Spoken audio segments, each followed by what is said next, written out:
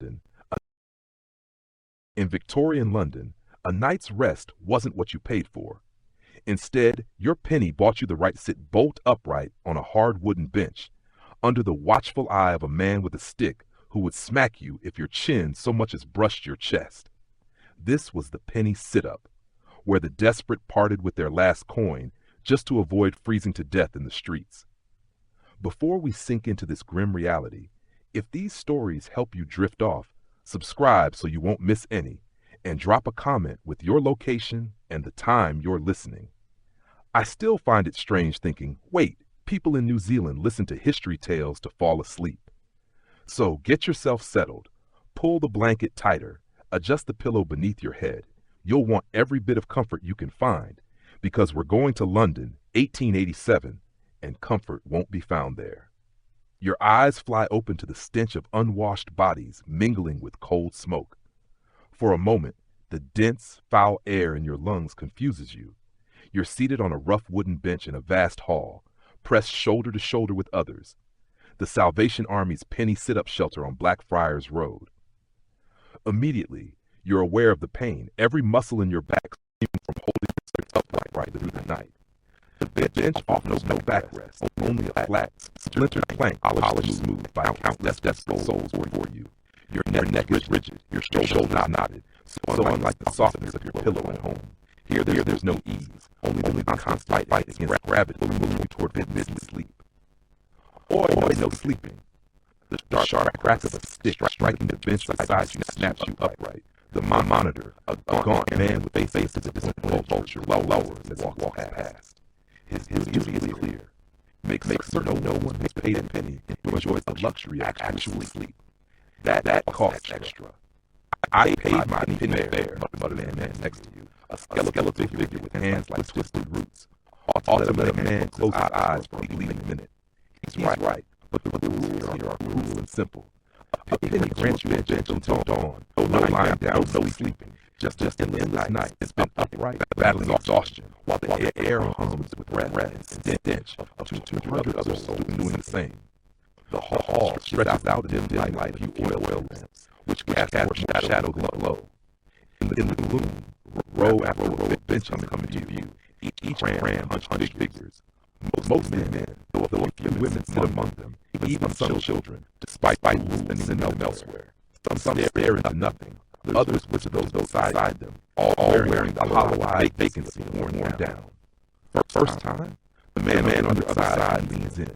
His breath reeks of gin and decay, but his eyes hold unexpected kindness. Something in his posture says him remembering being someone else once. You'll get used to it. Name will used to be a clerk before the cough off my job. It sounds like splintering furniture inside my chest. Been on the street 3 years now. How do you survive, you ask, in genuine curiosity. William gives a humorous snort. Survive? This ain't living, friend. This is just not dying. He waves a hand at the room. Look around. London's finest collection of human refuse. He isn't wrong. All around, face tell 100 fire tragedies. The one-armed soldier staring like still fighting this unseen war. The young hiding hollow shaved baby in a shawl. No children aren't meant to be here. One dignified gentleman with polished shoes and coat stitched over and over to preserve baby pride. And the smell, God's smell, rolls over you in suffocating waves, unwashed flesh, damp with wolves, the sickly sweetness of illness, acrid sting of urine from overflowing bucket in the corner. Weeks without bathing most, years for some. Winter freezes pipes and shuts public baths, and even in summer, a wash costs money better spent on food. You've got to learn ladder, William says, warming to his tale. This here penny sit-up is the bottom rung. Next step up is the 2-penny hangover, where you get a rope lean against. Pure luxury, that. Then there's the 4-penny coffin, an actual wood box to lie in. Practically Buckingham Palace. And you, where do you usually sleep, you ask? William's face hardens. Wherever I can pay for. Some nights it's the street, under a bridge if I'm lucky, the doorway if I'm not. The crushers, police, will be on you every hour. You keep walking all night. They run you in for vagrancy. And if that happens, you end up in the workhouse. He spits the word like it burns. I'd rather die in a ditch than go to a workhouse. alone sends a tremor to the listeners nearby. Victorian England's answer to poverty, prison for the poor, breaking stones, picking oak till your hand bled, families torn apart, meals for pigs, nights like lice with straw. Last winter, William lowers his voice. There was a woman near Covent Garden. Crusher told her to move on. She had nowhere. Newborn baby with her. It was freezing. They found her next morning frozen solid in a doorway, 7 dials. Baby too. The silence that follows is heavy, not shock, but from the unspoken understanding that tomorrow it could be any one of them. Your stomach knots painfully, reminding you you haven't eaten since yesterday morning. A half-rotten potato and scraps behind the street butcher shop. You almost taste them again. Food comes at 5, William says, catching your look. Your discomfort. A voice behind you mutters, bread and tea. Barely enough to keep a bird alive, but if you're lucky, you'll get some. You turn to see a boy who can't be more than 14, though his eyes carry weight someone far older. Street children are everywhere in London, orphan, cast-offs, or simply lost in its endless sprawl. Many have never known another life. What happens in the morning, you realize don't know the teen. They kick us out at 6, that William replies. Back on the streets, most head docks or Covent Garden try for work. If you're strong, you can earn a few pennies and crates on unloaded ships. The rest of us trails off with a shrug. Beg, steal, whatever it takes. The monitor passes again, his stick tapping a steady rhythm against leg as eyes sweep the benches from him caught sleeping. Finding no offenders, he moves on. But the message is clear. Rest is forbidden. What's his story, you ask, nodding toward him. William gives a low, bitter chuckle. Harris used to be one of us. Got the job last winter. Now he's got a proper bed upstairs, 3 meals a day, and 6 shillings a week. For that, he'd knock his own mother away. She nodded off. The edge of William's voice is sharp. In a life that's desperate, loyalty is cheap, and betrayal comes easier than bread. The hours crawl forward. Your back robs with deep burning ache, and your eyelids feel weighted lead. Every few minutes, someone gets a jab to the ribs dripping off. Arguments break out over stolen face, a missing cap, or nothing at all. Poverty has a way of boiling over in sudden, petty violence. This life civilized. William notes that two men are separated or a shoving match can escalate. You should see the place on Dodger Street. Night comes out every night there. A harsh call rattles from somewhere in the hall. A deep, wet sound carries an unmistakable shadow of consumption. Tuberculosis. It spreads like fire in places like this. You hold your breath instinctively, though you know it's pointless. If it's here, you've already breathed it in. Girl died right where you're sitting last month, William said flatly. Cough blood all over, and just dropped. They dragged her out back. No family. Parish burial, pauper's grave. Death here is so common, doesn't even stir emotion. Around 2 in the morning, door slams open, letting in a blast of icy air. Two men stumble in, carrying their face smeared with blood. One eye swollen shut, lips split. Got jumped. One of them explains no one in particular. Three toughs out larking, took his boots. The room hardly reacts. Violence just another night hazard. Someone was wealthy makes orders attacking the homeless, knowing they won't fight back or tell the police. Could have been worse, William murmurs. Last summer, some rich lad set a sleeper on fire under the arches at Charing Cross. Thought it was funny. The cruelty knots your stomach. From the comfort of a warm bed, such acts would sound like grotesque fiction. Here, they're just Tuesday. The injured man is eased onto a bench. No doctor, no care. He'll live or he won't. Why do they hate us so much, you ask quietly. William thinks for a moment. They don't see us as people. We're rats to them. Vermin to be cleared out. He shifts uncomfortably on the plank. Read in the paper last week. Some doctor reckons they should round us up and ship us to Australia, like the old convict transports, clean the streets. But we haven't done anything wrong, you protest. The look William gives you is part pity, part weary amusement. Being poor is the worst crime in England, friend. Always has been. The night drags on. Somewhere a clock chimes 3. The room sinks into a restless, shifting discomfort. Bodies adjusting on hard benches, coughs and snores breaking the stillness. The monitor has slumped into a chair by the door, half asleep, but wakes now and again to make his rounds. You feel yourself sliding into unconsciousness, chin dipping, eyes closing, until a sharp jab in your ribs.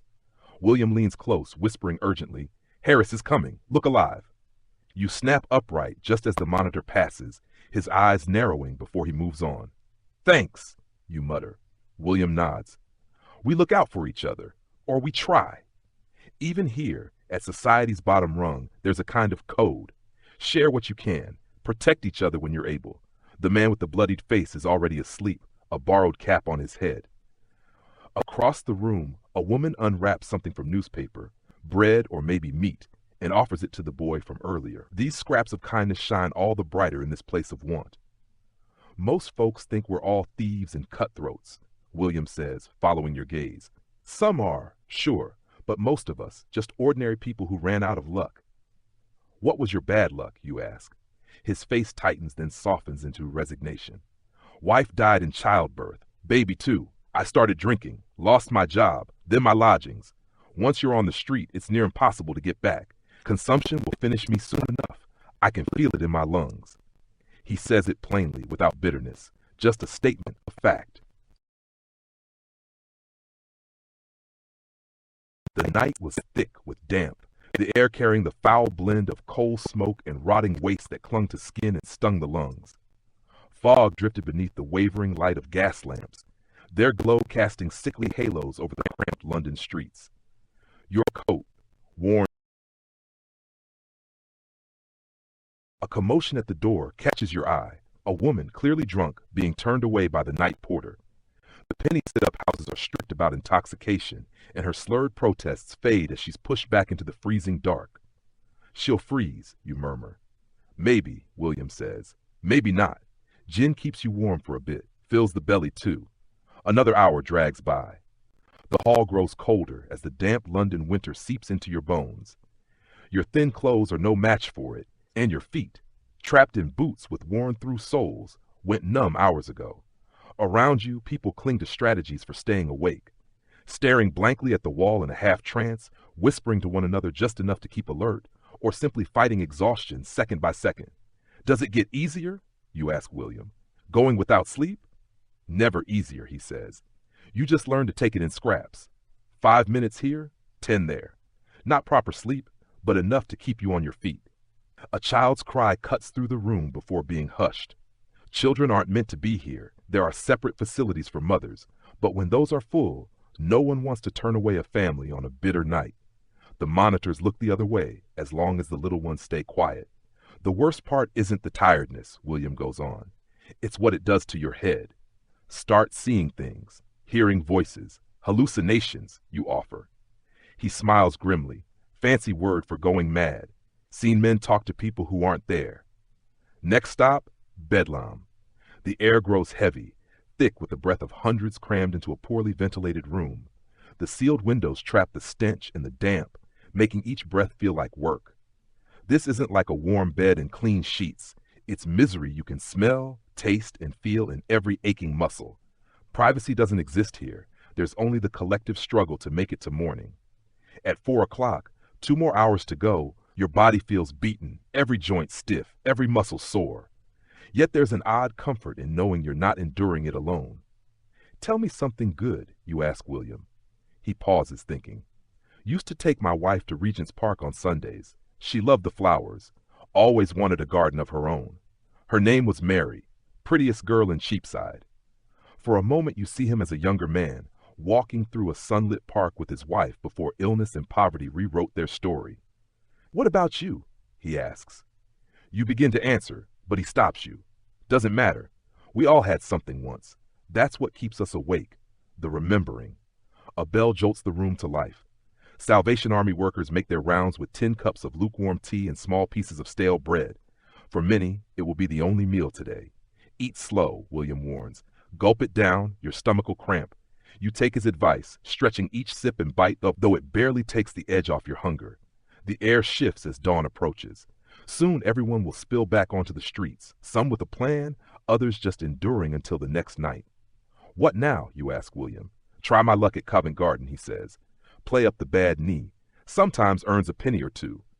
He's no older than 50, but the streets have aged him decades. And tonight, you ask, he shrugs. Depends what I earn. Might be back here. Might afford the 2 penny. If you can scrape 4, get a coffin bed. Makes all the difference. The bell rings again, and the monitors rouse anyone who dared to doze. Doors swing open to the gray light and biting air of morning. People clutch their few possessions, a spare shirt, a tin cup, a blanket too thin for warmth, always close to the body, because theft is constant. You rise, blood prickling painfully into your limbs, and William steadies you. Happens to everyone. London is waking.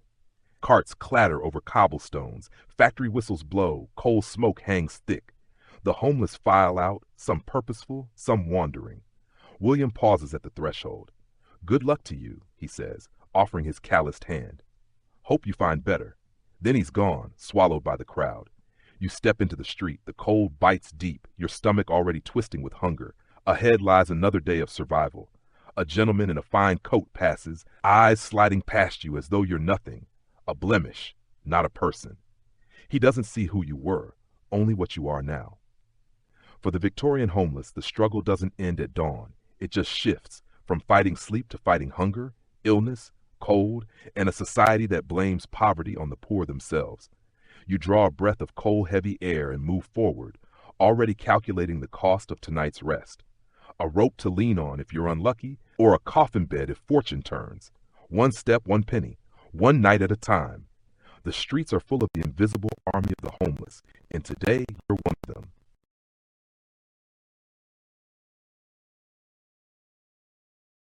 The rain fell in a steady mist, coating the cobblestones until they glistened under the dim gaslight. The smell of coal smoke and rot clung to the air, seeping into your clothes, your skin. Fog curled in the narrow streets, muting the city's restless noise. Your coat, threadbare and patched, barely held back the damp chill that gnawed at your bones, but it was the hunger that hollowed you most, a constant, twisting ache that no meager meal could quiet. The workhouse offered little beyond survival. Stale bread, thin gruel, and the company of men worn to shadows of themselves, eyes dulled by years of want. In the dim light, they sat slumped and silent, each swallowed by his own misfortune. Those with a few coins found space in lodging houses, rooms rank with the stench of unwashed bodies, damp straw underfoot, and the hacking coughs of sickness. Among them was William, once a man of strength, now reduced to a frail frame, and the slow movements of someone carrying too much weight in memory and too little in flesh. It's easy to see why the 2 penny hangover is popular, despite the discomfort. Any sleep, even poor sleep, is precious when you're homeless. A group of sharply dressed young men staggers past, clearly ending their night rather than starting their day. They're drunk and loud, fresh from a gentleman's club or some other late-night diversion. One of them notices your ragged clothing, and the rope burns on your wrists. "I say, Jenkins, look at this specimen," he jeers to his friend. "Must be fresh from the 2 penny doss house." His companions roar with laughter as if he said something clever. One flips a penny at your feet. "There you are, old chap. Start saving for a proper bed."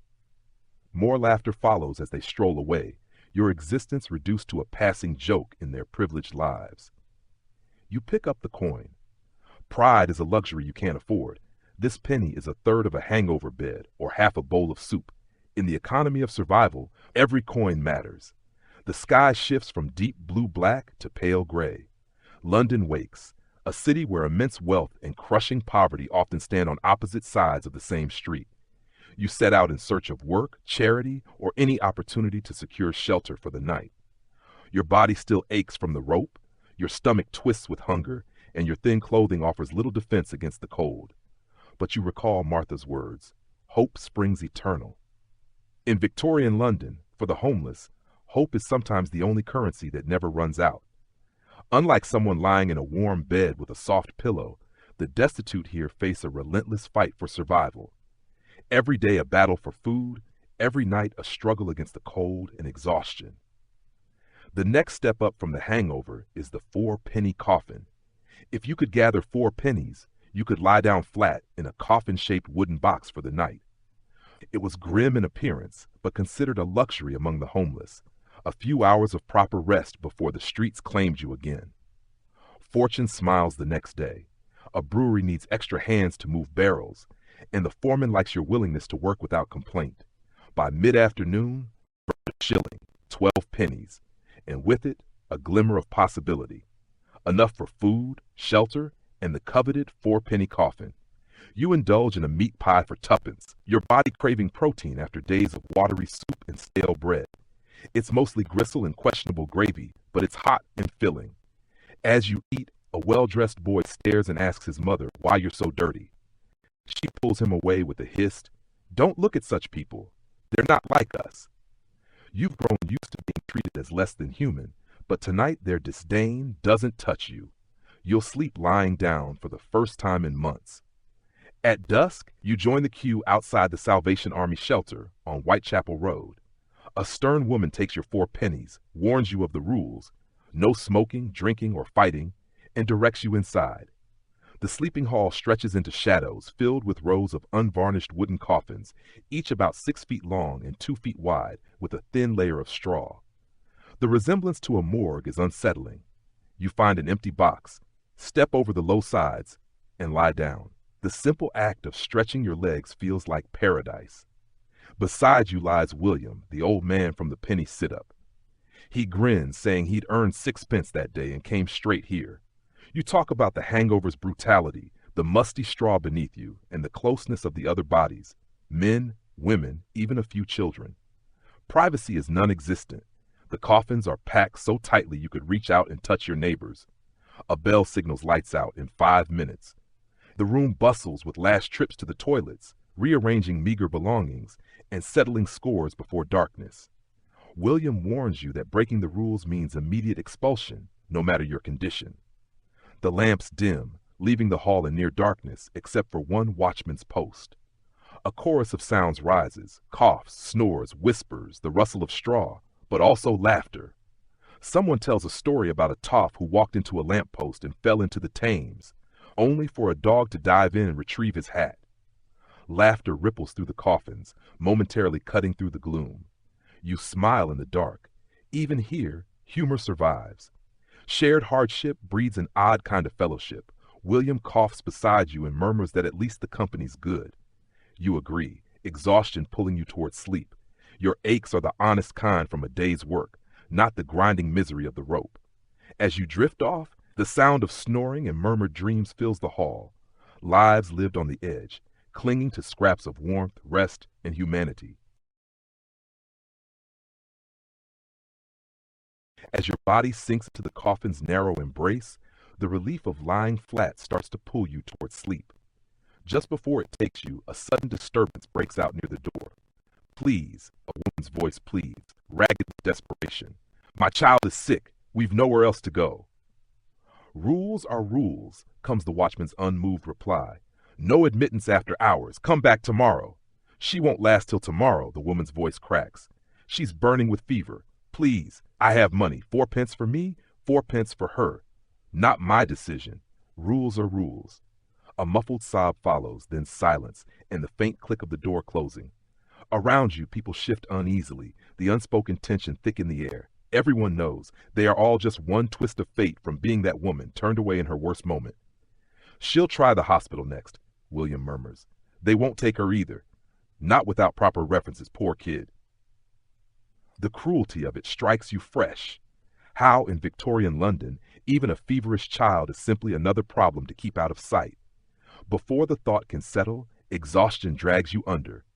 Sleep comes quick, and you dream of coffin-shaped boats drifting down the Thames, ferrying London's homeless toward some gentler shore. In the dream, William is young again, cured of his consumption, steering one of the boats.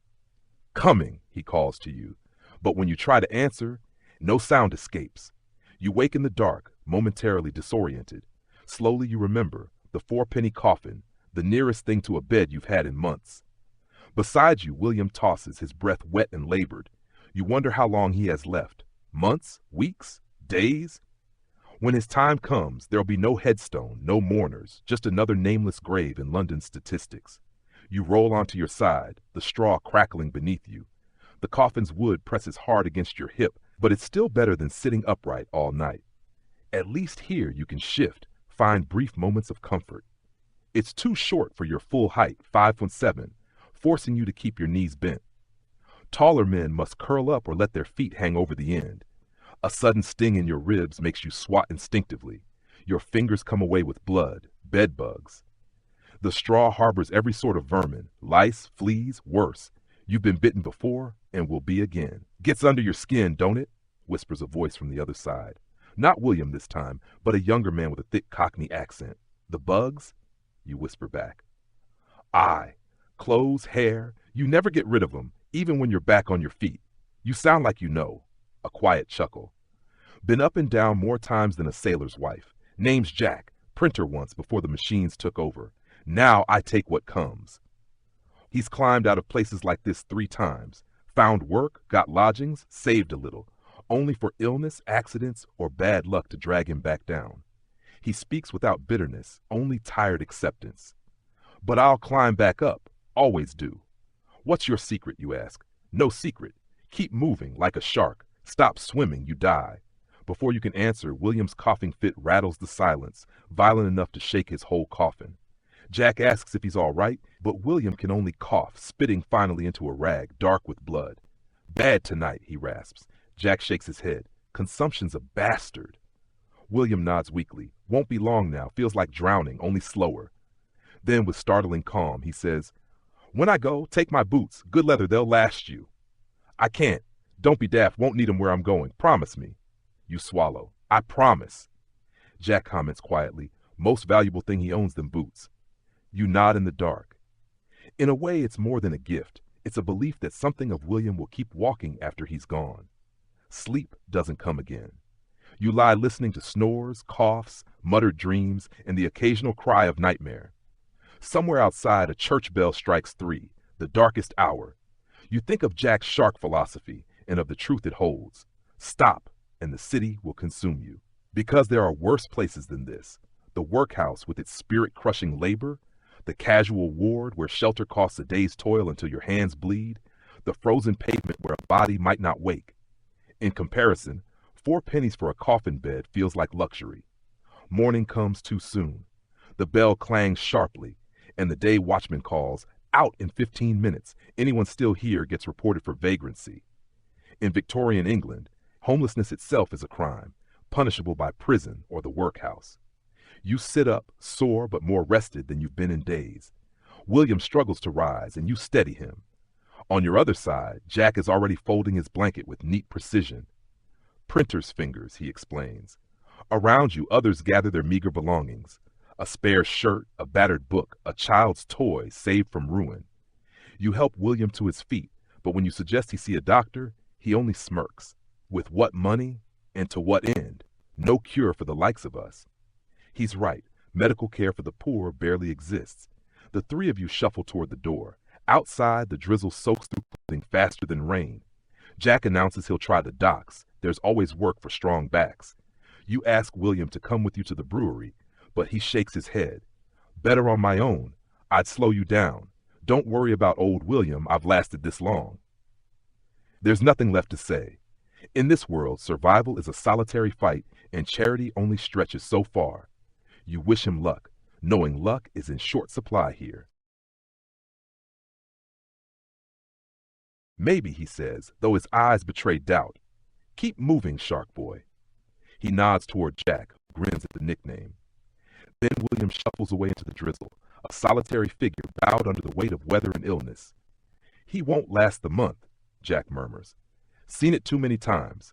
Nothing to be done. Maybe the next world will be kinder to him. He adjusts his cap. Right then, I'm for the docks. You try the brewery if they'll have you again. Good luck to you. You shake his offered hand. Maybe see you in the coffins tonight. Hope not, you reply with the traditional answer. Hope you find better. Jack chuckles, always hoping, us lot. It's what keeps us moving. Then he strides toward the Thames, where ships from every corner of the world unload cargo for strong backs to shift. You stand alone in the drizzle, weighing your choices. The brewery isn't far.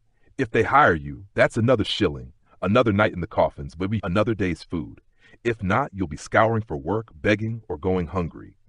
Always calculating. 4 pence for shelter, 2 pence for food if you're careful, a penny for tea to warm your insides.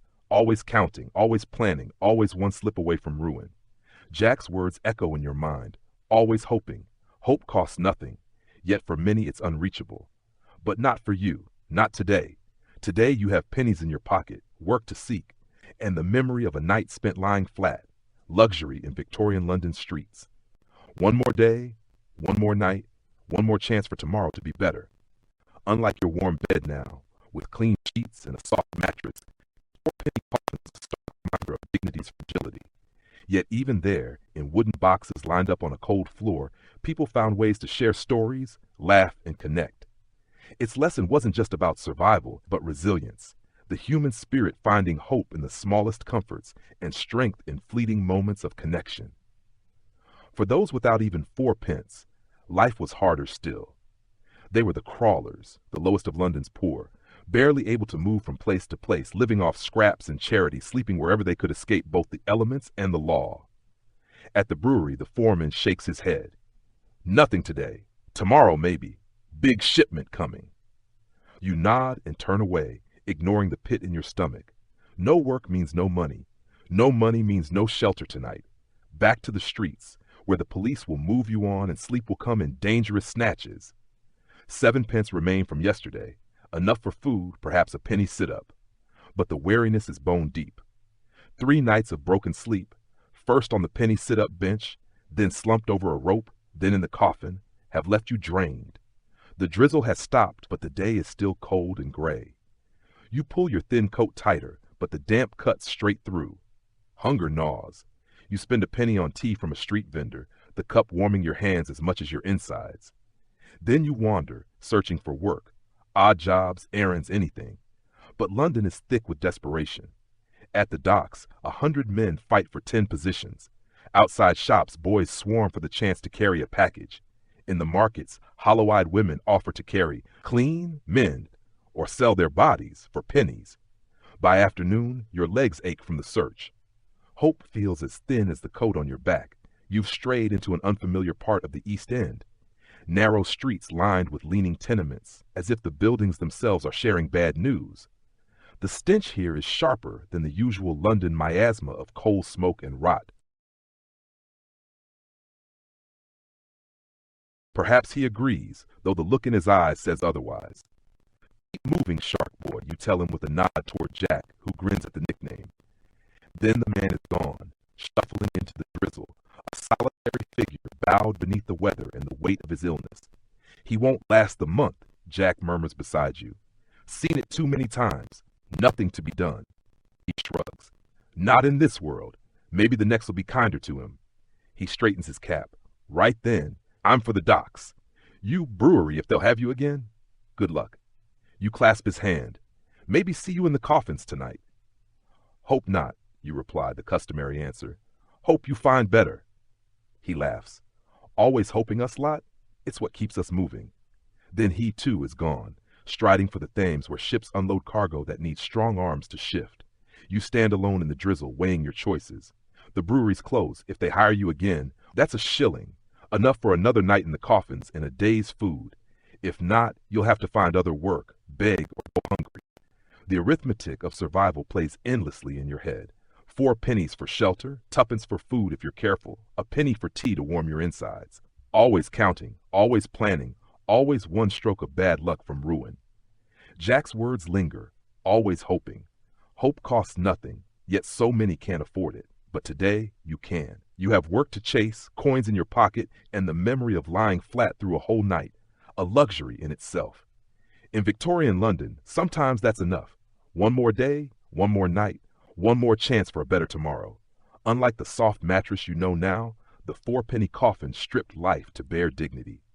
And yet, inside those narrow wooden boxes, strangers traded stories, laughter, and warmth. Its lesson wasn't only survival, it was resilience, the ability to find hope in the smallest mercy and strength in fleeting human contact. For those too poor, even for a coffin, life sank lower still. These were the crawlers, barely able to drag themselves from place to place, living on scraps, charity, and whatever shelter they could find between the cold and the law. The brewery has nothing for you today. The foreman shakes his head. Tomorrow, maybe. Big shipment coming in. You nod, tamping down the drop in your stomach. No work means no money. No money means no shelter. Only the streets where police roust you hourly and sleep comes in short, dangerous snatches. 7 pennies remain from yesterday's earnings, enough for food, maybe a penny sit-up if you're frugal. But weariness presses on you. 3 nights of broken rest, first in the penny sit-up, then slung over a rope, then in the wooden coffin, have left you drained. The drizzle stops, but the day stays cold and gray. You pull your thin coat close, though the damp seeps straight into your bones. Hunger gnaws. Tea and bread at the shelter feel a lifetime ago. You spend a penny on hot tea from a street vendor, its warmth seeping into your hands as much as your belly. Then you walk, scanning for work, odd jobs, errands, anything. But London is crowded with the desperate. At the docks, 100 men fight for 10 places. Outside shops, boys jostle to carry parcels. Near the markets, hollow-eyed women offer to clean, mend, haul, or sell themselves for pennies. By afternoon, your legs ache and your hope has thinned. You've wandered into an unfamiliar patch of the East End, its narrow lanes pressed between leaning tenements as though sharing their burden.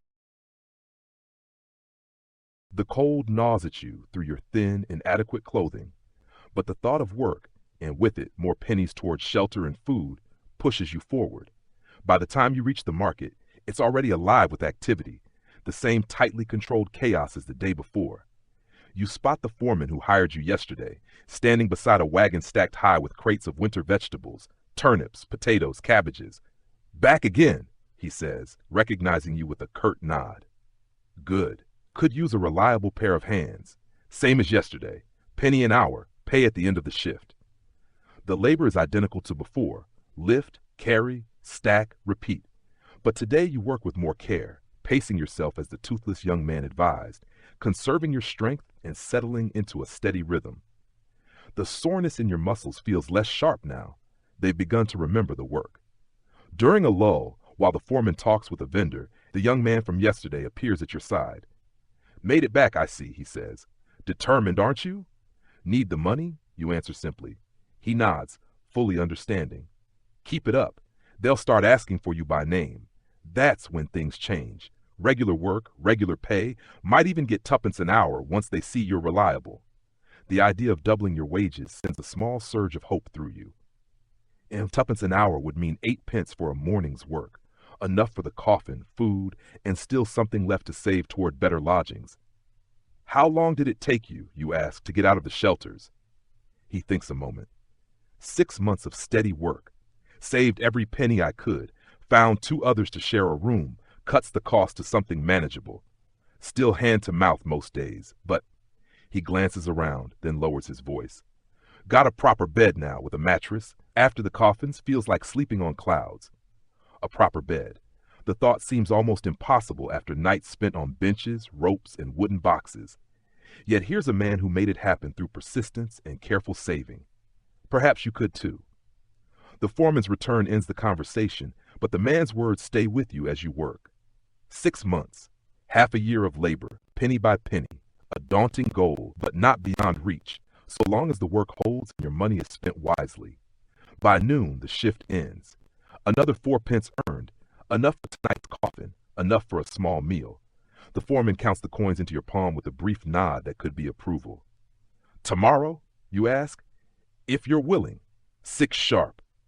2 days of work, 2 nights in the coffins. Small victories, but they matter in a world where survival is measured in pennies and inches. With 4 pence in your pocket and the promise of more tomorrow, you leave Covent Garden carrying something rare since you first landed on the streets. Hope. Not the desperate, clinging kind of hope born from sheer need, but something sturdier, a plan, a path, a way forward, penny by bloody penny. Unlike the comfort of your present bed, with its soft mattress and warm blankets, the 4-penny coffin is a harsh reminder of life's fragility for the Victorian homeless. Yet even that narrow wooden box is a step up, a small triumph in the daily fight for survival. The truly destitute, those who couldn't scrape together even the penny for a sit-up, endured far worse, sleeping under bridges, in doorways, or on park benches, harried constantly by police, exposed to the elements and the dangers of the night. Some, like Sarah the crawler, eventually stopped moving altogether, surrendering to stillness and vanishing into London's uncaring streets. But tonight, you've earned another day's reprieve from that fate. Tonight, you'll sleep in a coffin again. Tomorrow, you'll return to Covent Garden, taking one more measured step away from the abyss that swallows so many. In Victorian London, for the poorest of the poor, sometimes that is the only possible victory.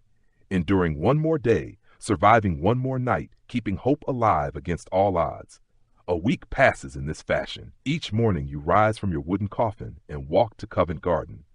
Each day you labor until your muscles burn, earning your 4 pence for the next night's shelter. Each evening you return to the coffin house, claiming your place among London's homeless, yet feeling the faint but real distinction of being one who can afford to lie flat. It's a grinding existence, but compared to the penny sit-up, the 2-penny hangover, or the bare stones of the street, it is survival with a sliver of dignity intact.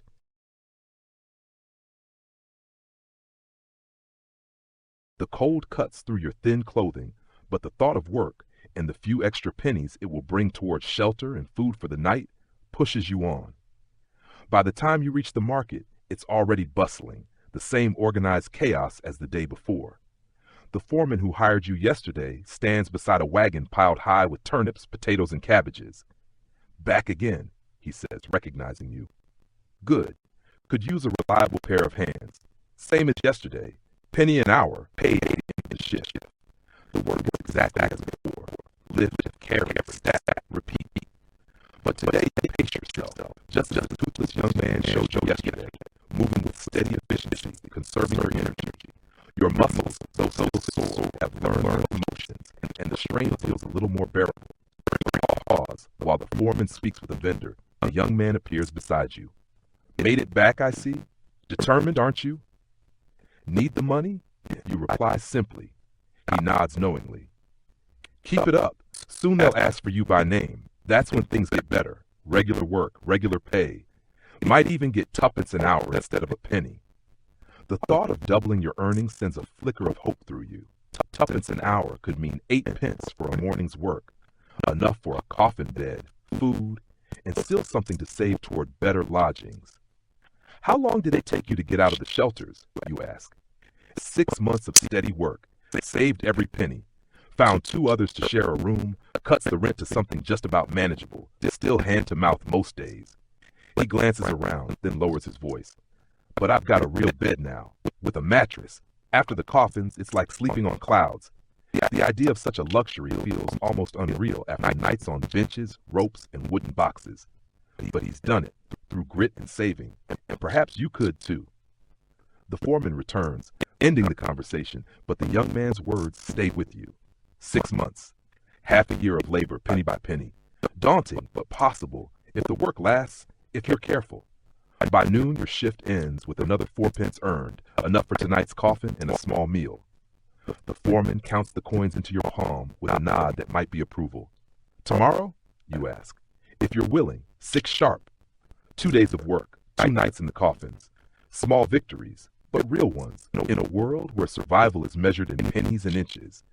With the coins in your pocket and the promise of more tomorrow, you walk away from Covent Garden feeling something rare since ending up on the streets. Hope.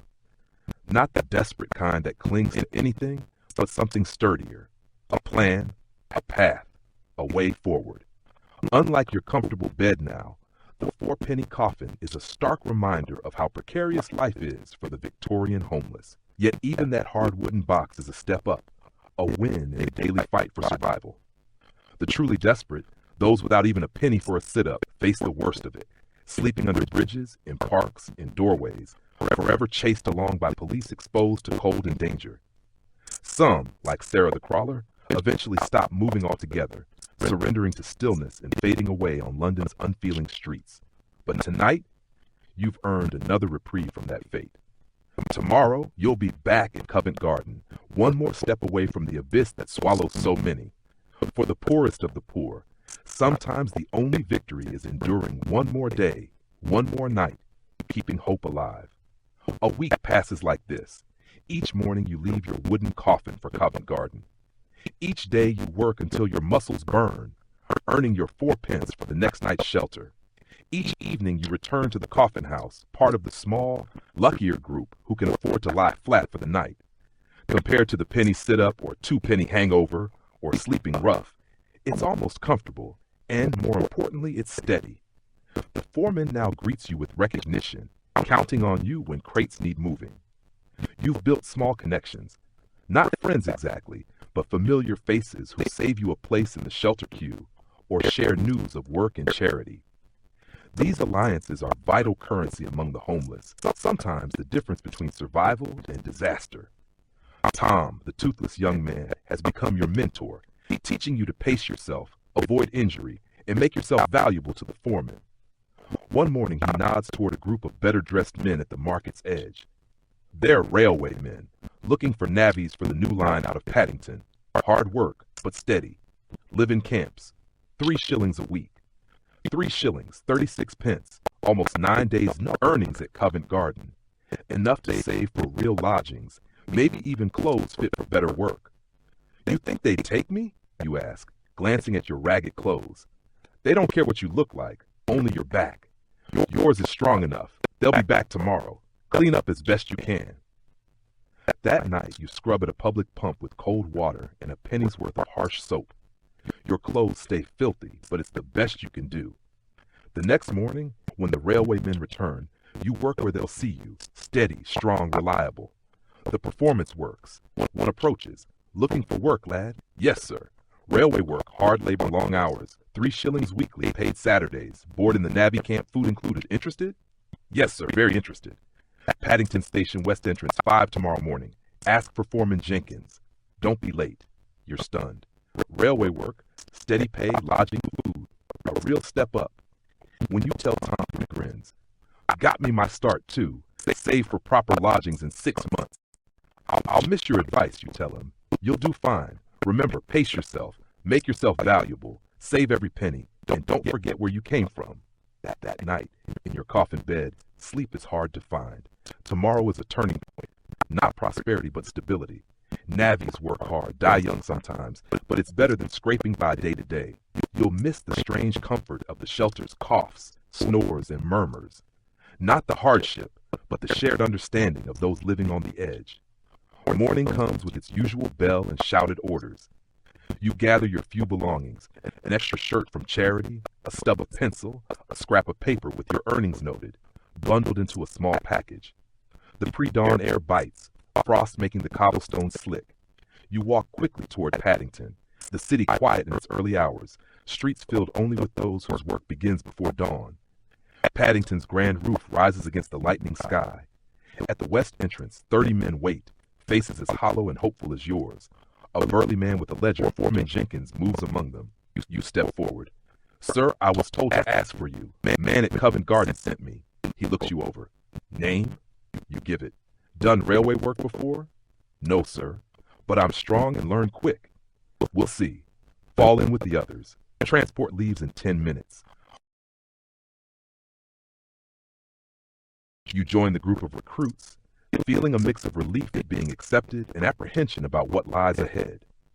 Railway work is infamous for its dangers.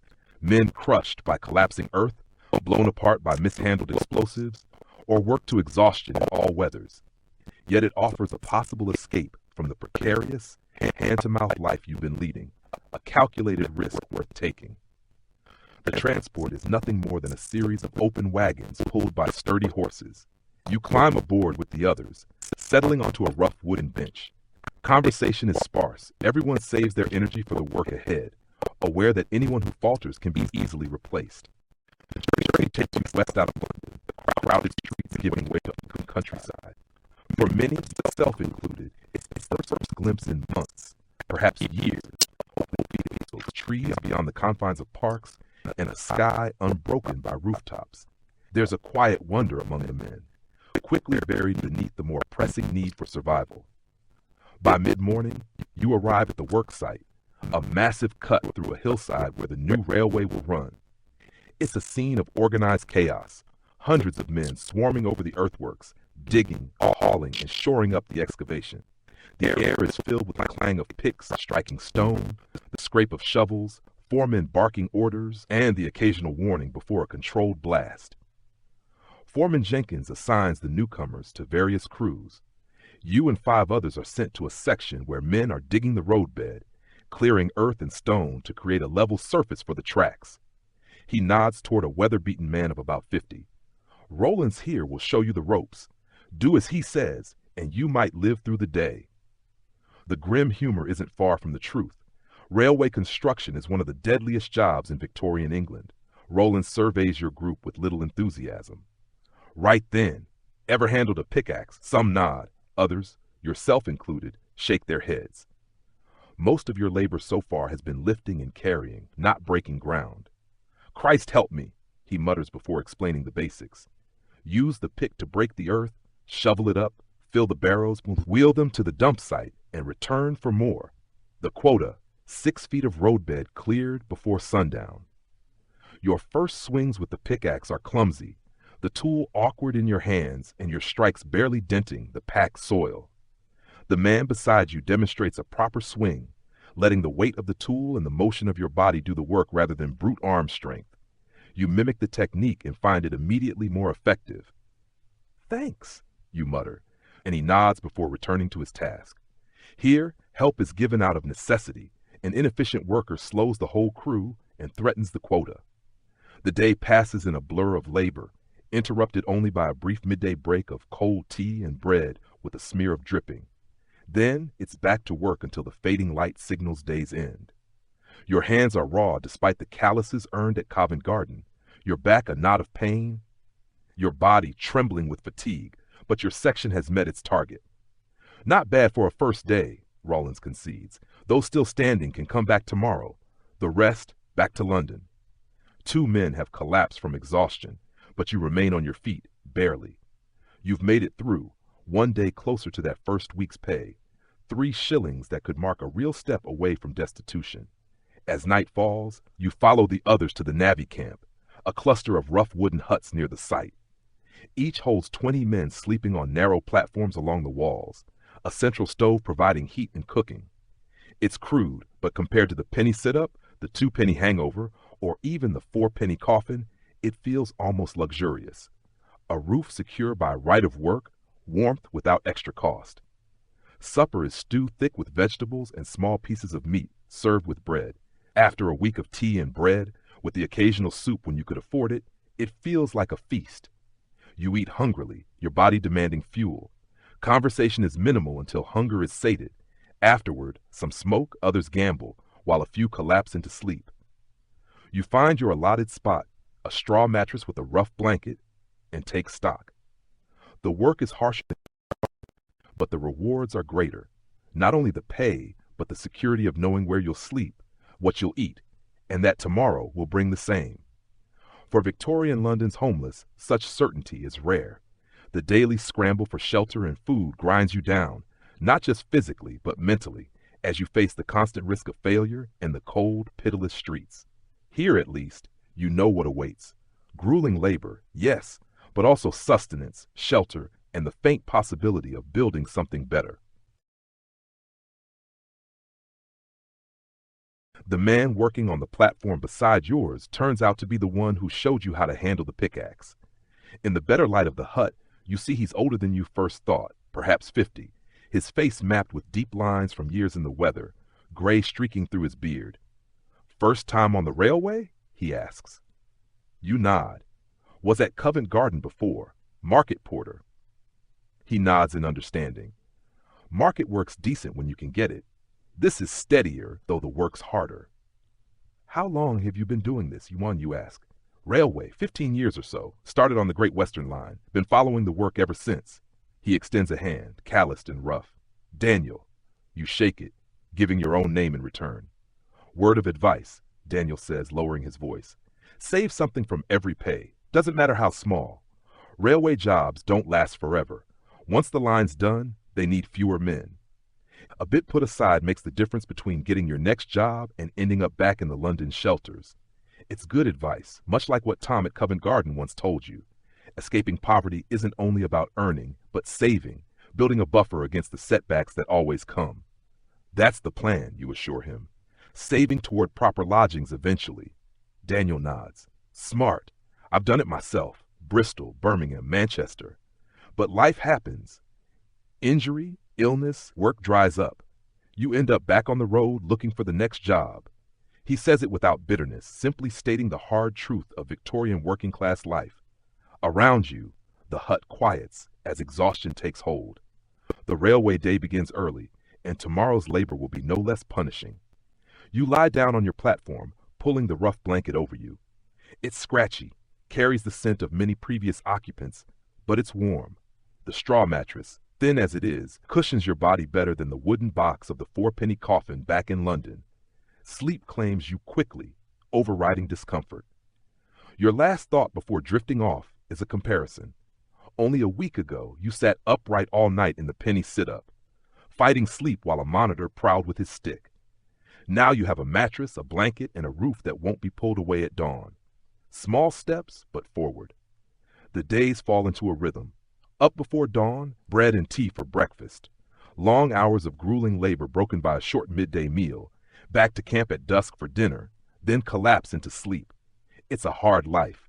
Constant aches, blisters that burst and reform before hardening into calluses. The work is dangerous, too. You see one man crushed under collapsing earth, another lose fingers to a misplaced sledgehammer blow. Yet it's still an improvement over homelessness in London. Here you're valued for your work, not despised for your poverty. Here you have purpose. Saturday brings your first pay, 3 shillings, counted out by Foreman Jenkins with the same impassive efficiency he uses on the job site. It's more money than you've held at once since landing on the streets. The others head straight for a makeshift pub, a tent where beer and gin are sold to aching navvies eager to forget themselves. It's a common pattern. Work hard, drink hard, end the week broke, repeat.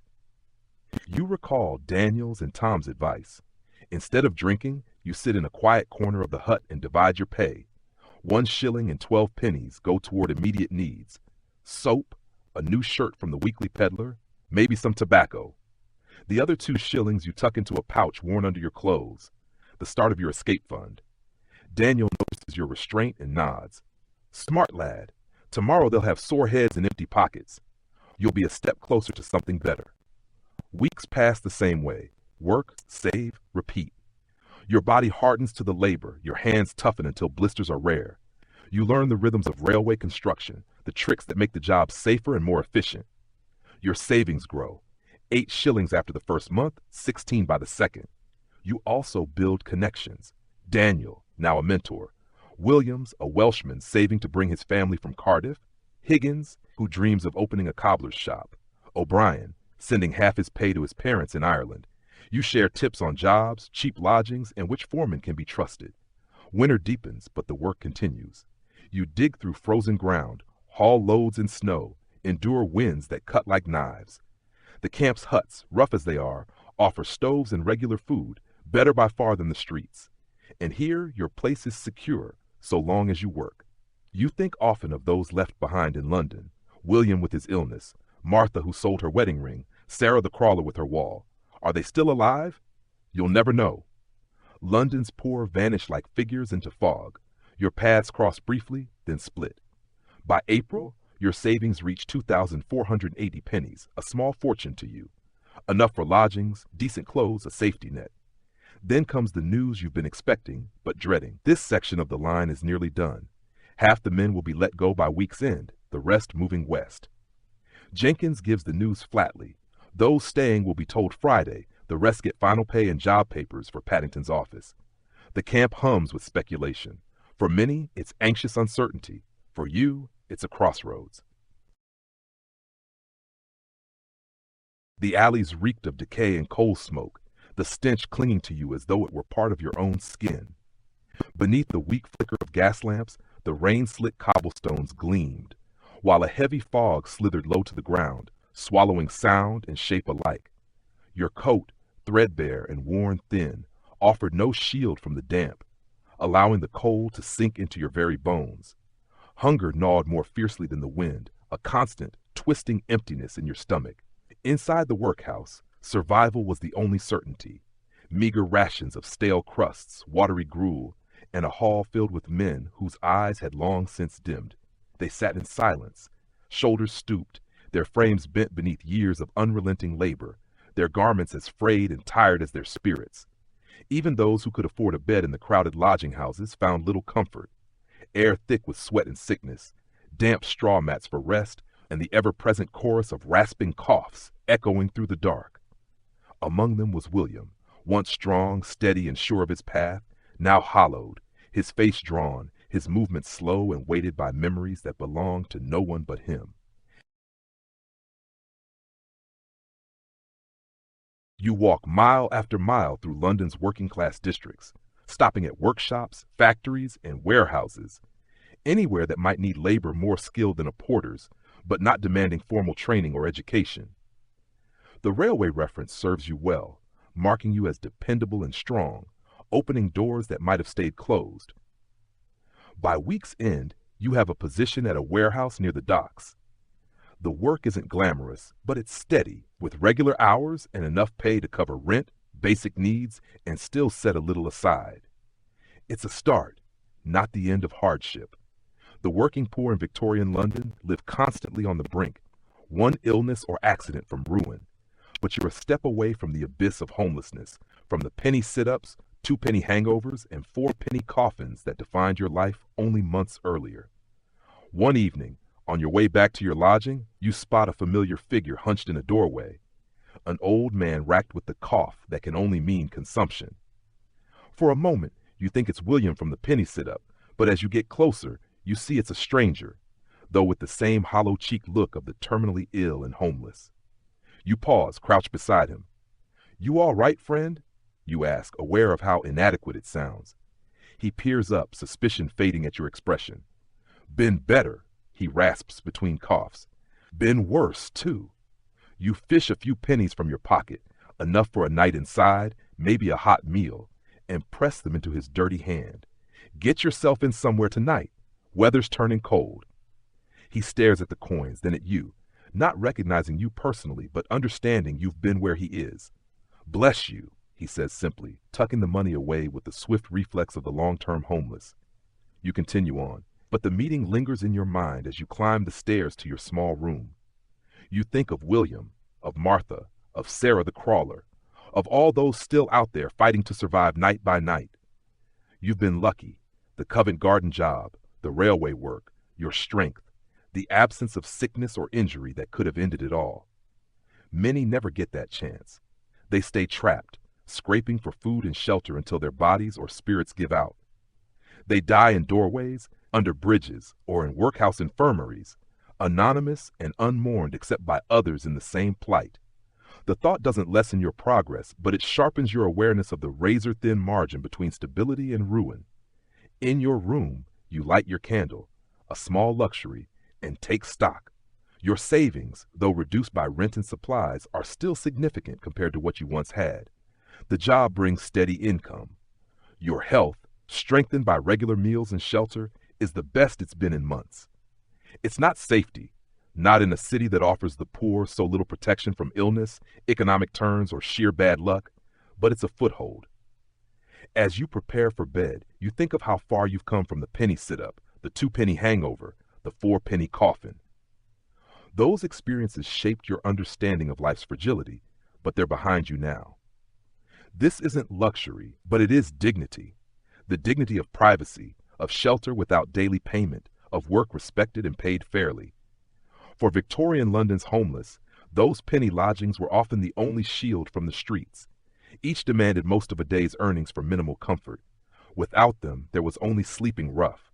In doorways until the police moved you on, under bridges in all weathers, in parks until vagrancy laws forced you out. Survival meant an endless search for work, food, shelter, and charity that didn't strip away too much dignity. The grind wore people down until some, like Sarah, simply stopped trying, meeting death with weary resignation.